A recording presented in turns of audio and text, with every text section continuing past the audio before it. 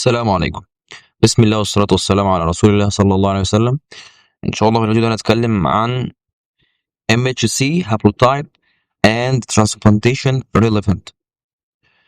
كنا في الفيديوهات اللي فاتت كنا اتكلمنا عن ال MHC وشرحنا أكتر إيه هو ال MHC وإيه هو دوره في الجسم وعلاقته بالنايف تي سيل وعلاقتهم كلهم بالدندريتك سيل، وشرحنا على مستوى الجيناتيك ايه هو الفرق كمان بين الكلاس 1 والكلاس 2. تمام. النهارده هنتكلم على الهابلوتايب نفسه الخاص بالام اتش سي. تمام. فايه هو اصلا الام اتش سي هابلوتايب او ايه هو الهيموليكوسايت انتيجين هابلوتايب؟ قالك هو بيشير لمجموعه ست من الاليلز خاص بالهيموليكوسايت انتيجين، بيكونوا سنجل كوبي على الكروموسوم نمبر 6. تمام. انهيرتد من البيرنت از بلوك. يعني ايه الكلمه دي؟ هنشوفها كمان دقيقه بالظبط. طيب، الام اتش سي الريجن بتاعته بالظبط قالك موجوده على الكروموسوم نمبر 6، خاصه عند البوزيشن 6p 21.3. تمام. الحاجه دي هنعرفها في النومنكلاتشرز الفيديو الجاي ان شاء الله. تمام. طيب، فالهيموليكوسايت انتيجين زي ما انت عارف في عندنا كلاس 1 وكلاس 2. قال لك كمان في كلاس 3. كلاس 3 احنا كنا قلناها في فيديو قبل كده لما قلت لك ان السيتوكاين والبروتين والكومبلمنت بروتين وفي كمان التابس والحاجات دي كلها بتشارك في الانتيجين بروسيسنج. تمام. دي كلها بتشارك في الانتيجين بروسيسنج اللي بيساعد الام اتش سي عشان تحمل عليه او تبايند على السيرفيس بتاعته، اللي هو على السيرفيس البوليمورفيزم، سواء الالفا والالفا في الكلاس 1 او الالفا 1 والبيتا 1 في الكلاس 2 لو تفتكر. تمام. فكل individual بيكون ليه 2 copies من الكروموسوم نمبر 6. تمام. 1 هابلوتايب من الكروموسوم ده بينهرتد من المذر والتاني من الفازر. تمام. فكل شخص بيكون كاري 2 هيموليكوسايت انتيجين هابلوتايب، والاكسبريس بيكون بالتفاعل بينهم. تمام. كود دوميننتلي، ممكن من ده وممكن من ده زي ما احنا شرحنا في الفيديو اللي فاتت. تمام. طيب، نقطة ان الكروموسوم بينهرتد من البيرنت تو بيرنت از بلوك. يعني ايه؟ قال لك في حاجة اسمها تايت لينكج.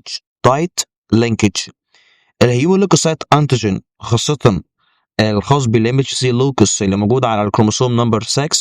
قال لك دي فيزيكلي بتكون قريبه جدا من بعضها. تمام. بيكون تايت شديده جدا في اللينكج ما بينهم. يعني ايه؟ قال لك يعني اثناء لما يحصل ميوزيس عشان خاطر بيورثوا الجيناتيك بتاعتهم عبر الاجيال لابنائهم. اثناء العمليه دي اثناء عمليه الميوزيس خاصه في البروب فيز 1 في حاجه اسمها ريكومبينيشن اللي هي الكروس توكينج ما بينهم. الريكومبينيشن ده خاصيه بتتعمل اثناء الميوزيس عشان خاطر تديني جيناتيك ديفرستي، تديني يونيك جيناتيك في النكست جنريشن. تمام. قال لك في الكروموسوم ده بالذات ما بيحصلش ريكومبينيشن. تمام. او الريكومبينيشن بتاعته بتكون قليله بنسبه كبيره جدا. تمام. فالكلاستر من الاليلز كله اللي موجود على ام اتش سي لوكس بيترانسميتد as present in the parent. تمام. فبيكون في مينتين لل specific allele combination عبر كل الاجيال. تمام. قال لك ان الجيناتيك اورجانيزيشن دي يعني بتقول لك مثلا ان عشان خاطر مثلا لو في ديسيز حصل او حاجه زي كده، قال لك انك تشوفه اكتر وتدرسه اكتر في الهابلوتايب. تمام. بيكون افضل من انك تدرسه على الانديفيدوال في الاليلز. تمام. فالنقطه دي قال لك ان هي بيكون فيها كلينيكال ريليفنت.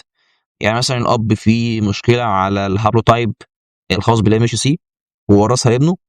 تمام. دي قال لك دي بيكون كلينيكال ريليفنت اللي احنا نقدر ندرسه على هيئه ان هو الهابلوتايب كله، لان اللي موجود هنا زي اللي موجود هناك، فبالتالي ما حصلش فاريشن. تمام. بدل طبعا المدرس قليل لو حصل فاريشن ما بين البيرنت والنكست جنريشن. تمام. طيب الام اتش سي هابلوتايب ازاي بينهرتد؟ قال لك هو بيفولو الكلاس كلاسيك مندليان برنسبل. تمام، قاعده مندل. تمام. في بالانهرتد دي بفولو للانهرتد دي. تمام. فقال لك ان كل بيرنت بيكون طبعا في تو هابلوتايب. المذر فيها تو هابلوتايب والفازر كمان فيه تو هابلوتايب. مثلا على سبيل المثال الفازر فيه هابلوتايب 1 و2، والمذر فيها هابلوتايب 3 و4. فالكل تشيلدرن من البيرنت ده تمام بينهرتد راندوملي، واحده من البيرنت هابلوتايب، واحده من الباترنال هابلوتايب، واحده من الباترنال هابلوتايب. تمام. فكده احنا عندنا اربع احتمالات. ممكن هابلوتايب واحد من الاب للهابلوتايبس 3 من الام، او واحد ل4. تمام.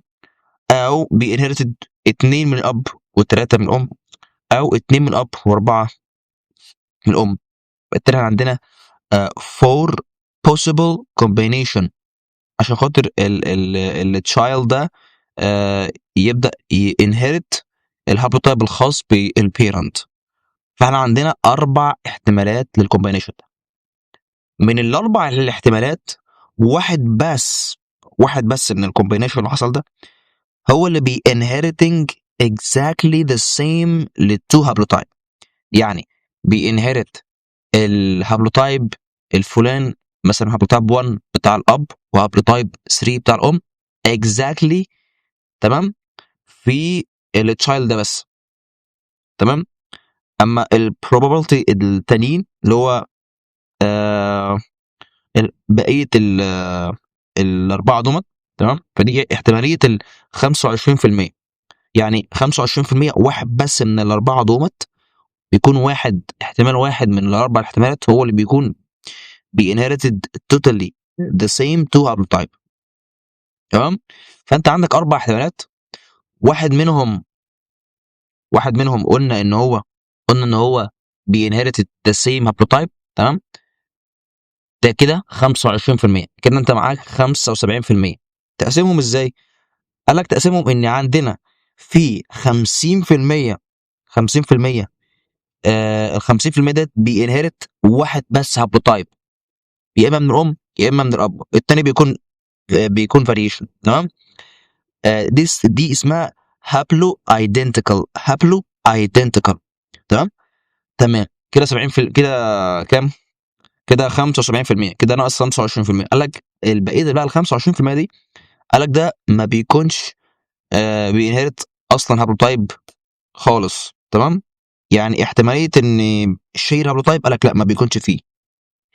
ويعتبر المعادله ده او العمليه الحسابيه دي دي مبدا برنسبل للجينيتك فاونديشن للدونر سelection في الترانسبلانتيشن. تمام. عشان خاطر اثناء عمليه الترانسبلانتيشن بيكون فيه شويه تحاليل، ومع شويه تحاليل بيكون فيه شويه معادلات كده بحيث انك نشوف ان الشخص ده السيبلانس بتاعته مثلا احنا عاوزين له عضو معين فنشوف اخواته. تمام. هو مثلا له احتمال كذا فنشوف اخوه. لو اخوه احتماله من ال 25%. تمام. يبقى ده تمام جدا. تمام.